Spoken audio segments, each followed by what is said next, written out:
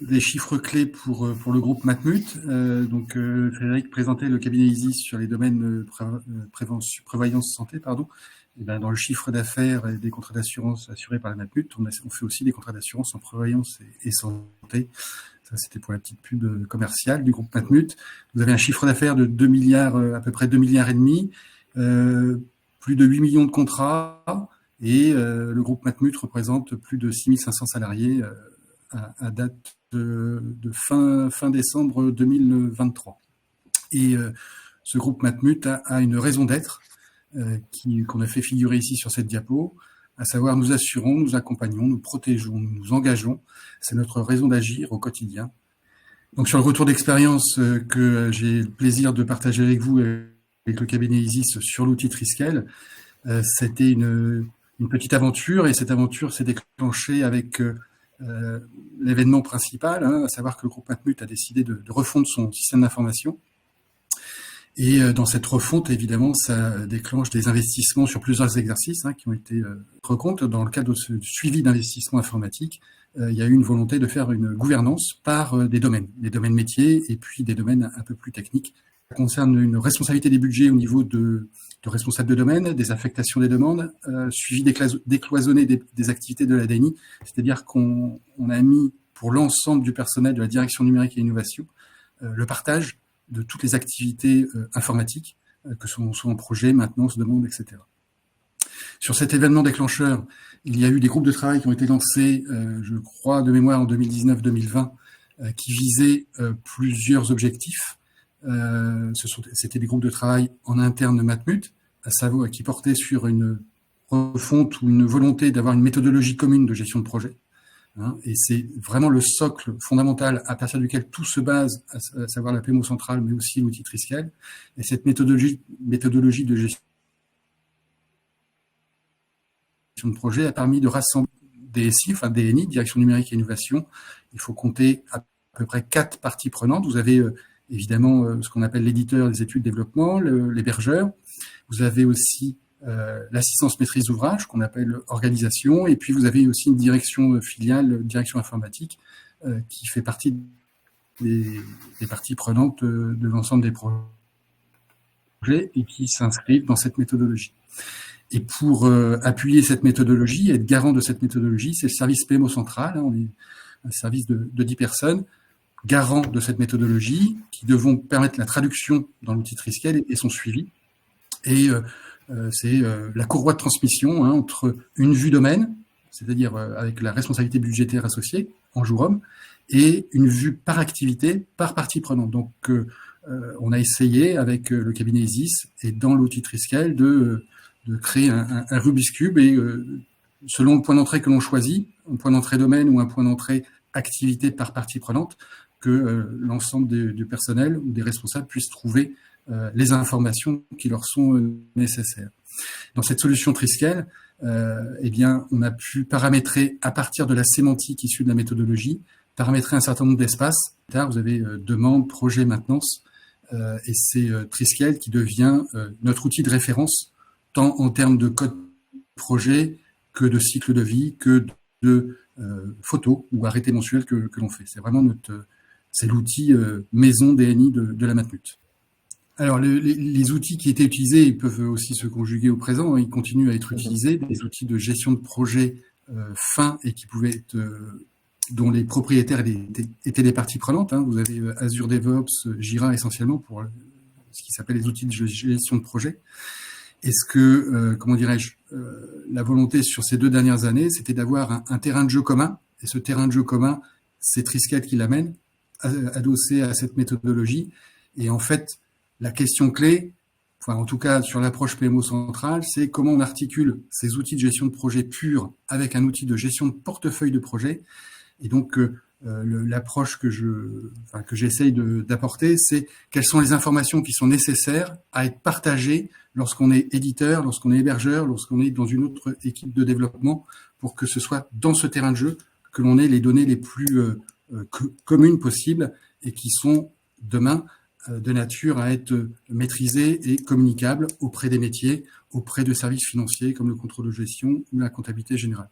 Voilà ce qu'a amené Triskel, c'est ce dénominateur commun pour l'ensemble de la DNI. Donc ici, au niveau de la volumétrie, c'est 750 utilisateurs pour la DNI, pour un volume global 160 000 jours hommes. Donc, pour votre gouverne, le périmètre de la direction numérique et innovation, ça va de l'assistance maîtrise d'ouvrage jusqu'à la mise sous pli et affranchissement. Donc, c'est un périmètre relativement large pour une direction informatique. Et on a bien 100% de l'activité qui est dans cet outil pour l'ensemble des intervenants qui sont rattachés à la DNI. Et cette vision consolidée, effectivement, c'est ce qu'assure la PMO centrale que l'on transmet aux différents clients.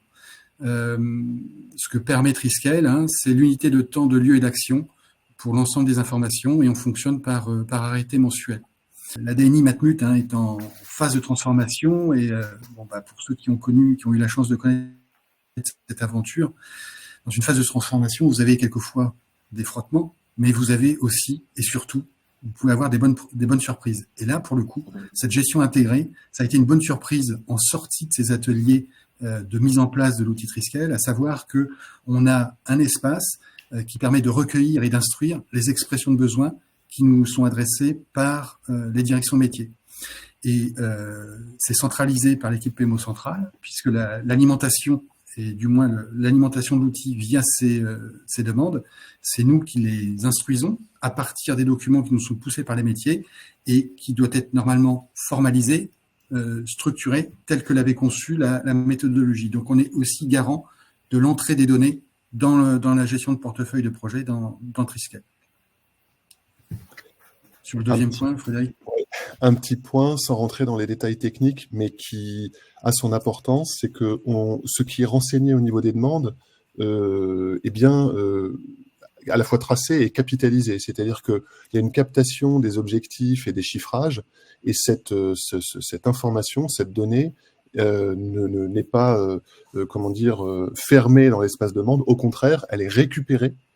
Lorsque les demandes deviennent des projets, des maintenances ou peut-être des études, elle est récupérée sur ces nouveaux objets de gestion. Et donc, ce qu'on renseigne dans le cycle d'instruction de la demande est bien capitalisé, et on a un système de copie, si vous voulez, automatique de récupération de cette information. Lorsque la demande aboutit son cycle de vie, est validée et fait l'objet de la création d'un projet ou d'une maintenance. Donc, avec cet outil, c'est objectivé, c'est tracé. Maintenant, dans toute procédure, il y a des exceptions. C'est ce qui permet la souplesse, etc. Et donc, s'il y a lieu de créer en bypassant telle ou telle étape, pareil, c'est aussi la PMO centrale qui centralise et qui formalise pourquoi il y a eu telle ou telle exception. Pour poursuivre et pour compléter sur la gestion des demandes, notamment, c'est ce que j'évoquais, ce qu'on obtient dans cette gestion, en phase notamment de macro-chiffrage, c'est un chiffrage par entité. Donc, on voit bien les parties prenantes. Le chiffrage n'est pas encore réparti dans le temps, d'accord ? Il n'est pas encore projeté, on n'est pas encore en train de le répartir de manière détaillée, mais on a par entité un macro-chiffrage en jour homme, une orientation de la demande, et ces informations que vous voyez partiellement sur l'écran sont récupérées et permettent de constituer le socle de départ lorsqu'on commence à établir le budget sur un projet ou une maintenance. Là, on affiche ce que Triskel permet d'obtenir en termes de plan directeur. Ce que vous voyez ici, vous avez un exemple détaillé de jalons clés qui émaillent un projet, mais vous avez sur le portefeuille une vision plan directeur qui permet d'avoir les statuts, vous voyez différentes couleurs qui expriment le cycle de vie de ces projets. Vous voyez aussi des progressions à l'intérieur de ceux-ci, et vous obtenez une vision chronologique et planifiée d'un ensemble de projets, de l'ensemble de projets de votre portefeuille, avec là aussi personnalisation de la vue, etc. Exemple de choses qui sont qualifiées à un niveau plus opérationnel, la gestion des risques. On parlait de gestion de demande, on parle de gestion de projet et de maintenance. À l'intérieur de ces objets de gestion, projet et maintenance, on fait aussi de la gestion des risques qui permet de les référencer, qui permet de les qualifier, qui permet de calculer une criticité. Je peux voir mes projets par le biais de leurs risques, voir mes projets par le biais de leurs livrables, voir mon portefeuille par le biais de leur projet et de leur maintenance, etc.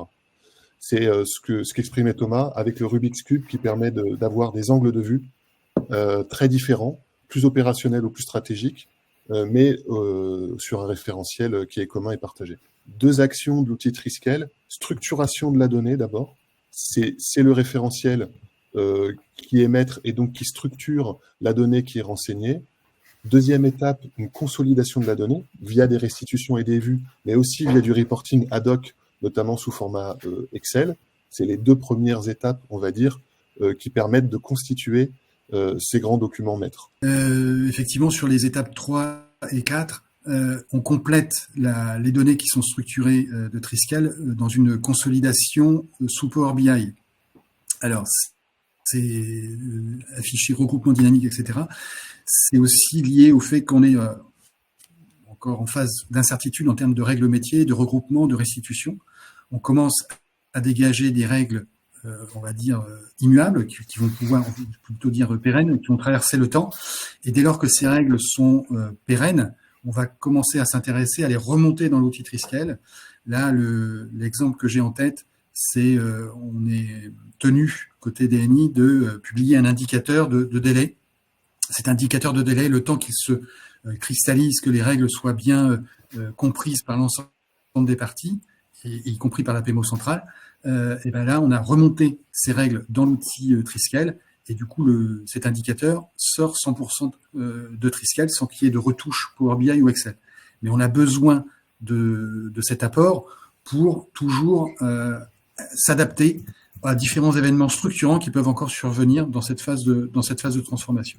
Grâce à cette articulation rapport Triskel Power BI, eh ben, on a un indicateur qui permet de faire le suivi build, run, enable, puisque dans la structuration que l'on a déclinée avec le cabinet ISIS dans Triskel, on a des lignes d'activité qui permettent d'être compatibles avec le modèle SIGREF, modèle de coût.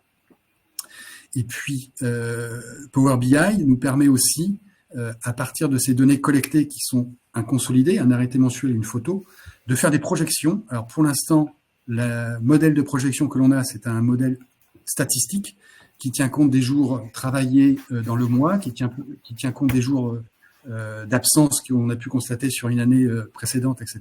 Et à partir de là, on est capable de dire, à ce rythme de consommation, mettons à fin janvier, eh bien, au 31 décembre, donc à l'arrêté du budget, on serait à tant de jours. C'est vraiment le schéma qu'on a choisi d'appliquer au sein de la Matmut, de pouvoir articuler différents outils pour enrichir la donnée avec ces données de projection. La diapo suivante est un autre rapport de restitution que produit la PMO centrale à destination de l'ensemble des chefs de projet DNI, mais aussi essentiellement des responsables de domaine. On parlait tout à l'heure des jalons, etc. Vous aviez vu les copies d'écran, vous avez vu la quantité de jalons qu'il peut y avoir. Là, typiquement, on fait une restitution toujours sur un rapport Triskel et on le traduit sur un plan de livraison dont le point d'entrée est le domaine. Et donc, en fonction du mois dans l'année, on est en mesure d'indiquer que c'est tel projet qui va être livré ou telle maintenance avec un indice météo, avec la charge prévisionnelle, et ça donne une sorte de feuille de route pour l'ensemble des activités DNI. C'est un plan de livraison que l'on produit mensuellement et on le fait en plusieurs temps. On bénéficie d'une réunion où sont présentes toutes les parties prenantes, et avant cette réunion, on envoie un pré-plan de livraison quelque part une semaine avant pour qu'ils voient un petit peu la visibilité et peut-être les données qui restent à ajuster ou à corriger. Et 2 jours après cette réunion, il y a une publication, ou du moins une diffusion en interne DNI de ce plan de livraison.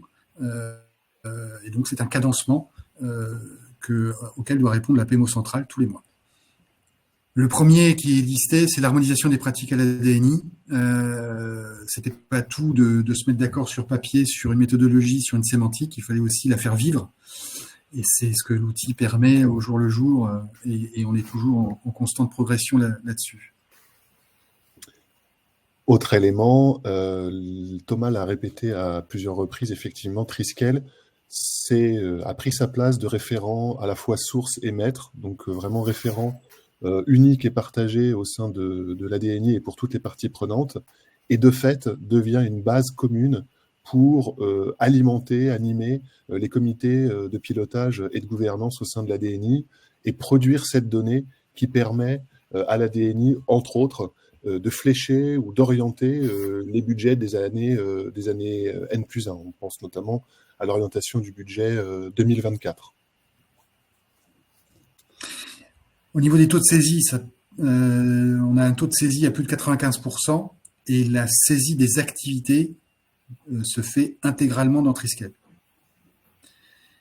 On a 100% des collaborateurs DNI, de la personne qui m'essouplit, qui fait de l'organisation de recettes jusqu'au DNI. On a tous les collaborateurs qui s'imputent, qui imputent leurs activités dans les portefeuilles.